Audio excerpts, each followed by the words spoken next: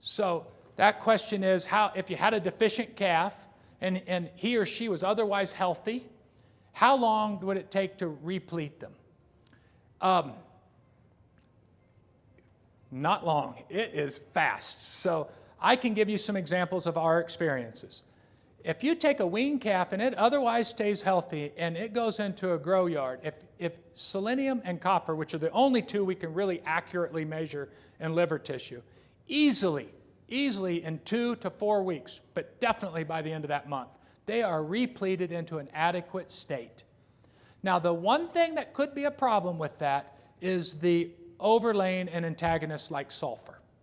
But most nutritionists are watching for that and know that. But sulfur could get in the way of achieving that optimal outcome in a short period of time.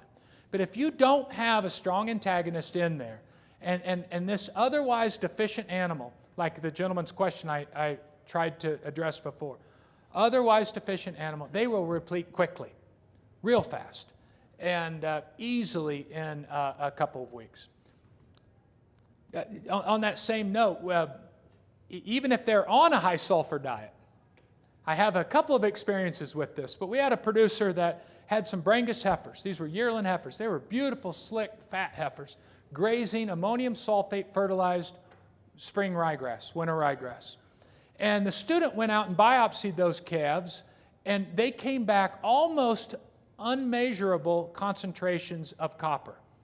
I mean, levels so low that we have a hard time even inducing that in experimental conditions. So I figured something went wrong in the lab. And all of you that work with liver biopsies know you don't really have a second chance, right? You got to get another biopsy.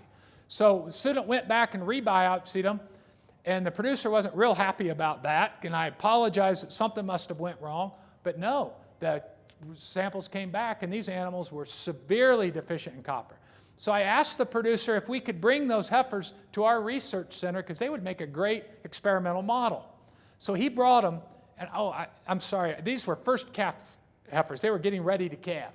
And he brought them, and we put them on winter Bahia grass that had very low concentrations of selenium and copper with no supplemental selenium and copper.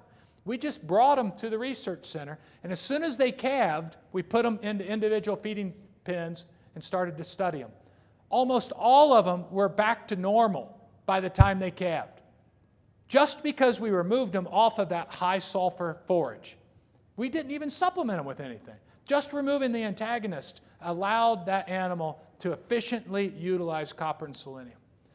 So I only tell you that story because it's amazing to me of how efficient utilization can be when the animals are deficient and the antagonist is removed.